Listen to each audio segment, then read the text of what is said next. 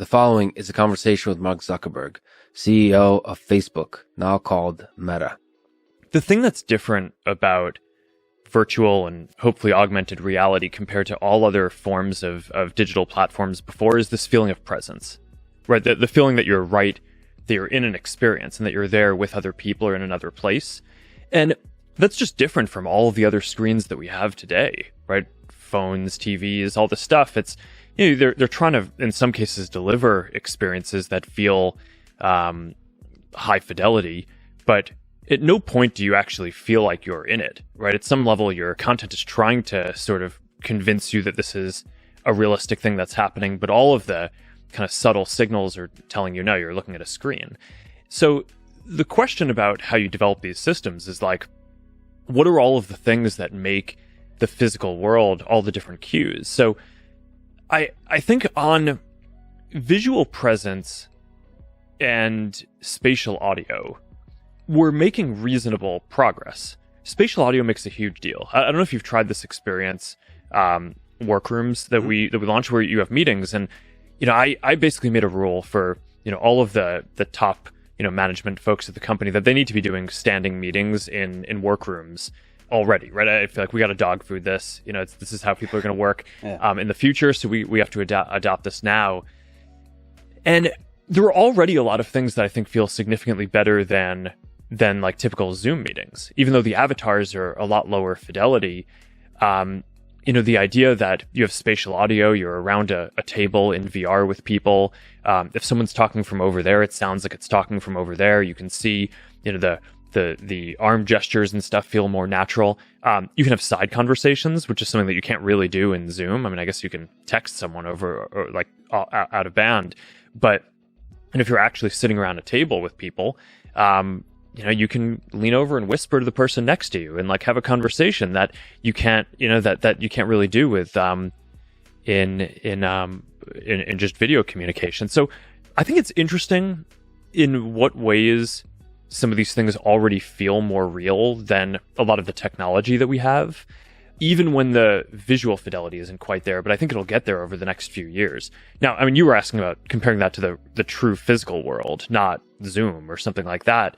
And there, I mean, I think you have feelings of like temperature, you know, olfactory, obviously touch, right? We're working on haptic gloves.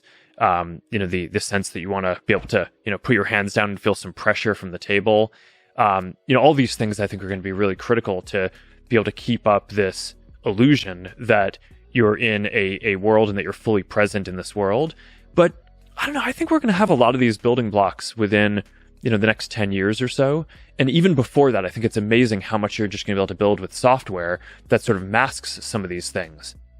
You know, one of the things that we found with hand presence, right? So the earliest VR, you just have the headset and then, and that was cool. You could look around, you feel like you're in a place, but you don't feel like you're really able to interact with it until you have hands. And then there was this big question where once you got hands, what's the right way to represent them? And initially, all of our assumptions was, okay, when I look down and see my hands in the physical world, I see an arm, and it's going to be super weird if you see, you know, just your hand.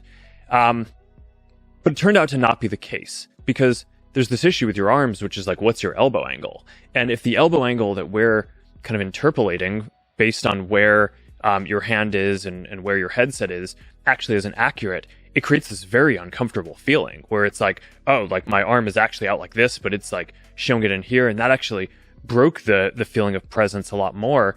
Whereas it turns out that if you just show the hands and you don't show the arms, it actually is fine for people. So I think that there's a bunch of these interesting psychological cues where it'll be more about getting the right details right.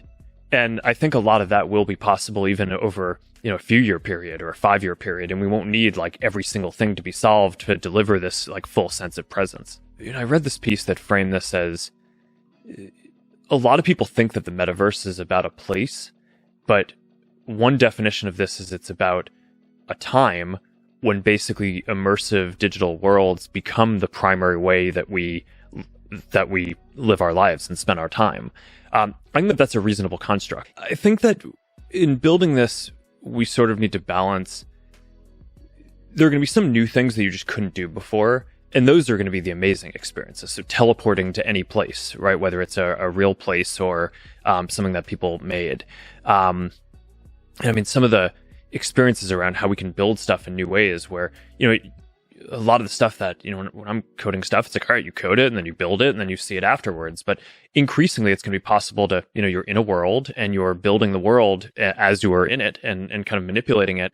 One of the things that we showed at our Inside the Lab for recent artificial intelligence progress is this BuilderBot program where now you can just talk to it and say, hey, okay, I'm in this world. Like put some trees over there, and it'll do that. And like, all right, put some bottles of water on our picnic blanket, and it'll do that. And you're in the world. And I think there are going to be new paradigms for coding. So yeah, there are going to be some things that I think are just pretty amazing, especially the first few times that you do them, that you're like, whoa, like I've never had an experience like this. But most of your life, I would imagine, is not doing things that are amazing for the first time. A lot of this in terms of, just answering your question from before around what is it going to take before you're spending most of your time in this? Well, first of all, let me just say it as an aside. The goal isn't to have people spend a lot more time in computing. It's to make computing more natural. But Yes. But I think you will spend most of your computing time in this when it does the things that you use computing for somewhat better. So, maybe having your perfect workstation is a 5% improvement on your coding productivity. Maybe it's not like a completely new thing. But I mean, look, if I could increase the productivity of every engineer at Meta by 5%, we'd buy those devices for everyone. And I imagine, a lot of other companies would too. And that's how you start getting to the scale that I think, makes this rival some of the bigger computing platforms that exist today. I mean, I always think when you think about the metaverse, people ask this question about the real world. It's like, the virtual world versus the real world? And it's like, no, the real world is a combination of the virtual world and the physical world. But I think over time, as we get more technology, the physical world is becoming less of a percent of the real world. And I think that opens up a lot of opportunities for people because, you can work in different places. You can stay closer to people who are in different places. Yeah, I think that's good. Removing barriers of geography and then barriers of language. That's a beautiful vision.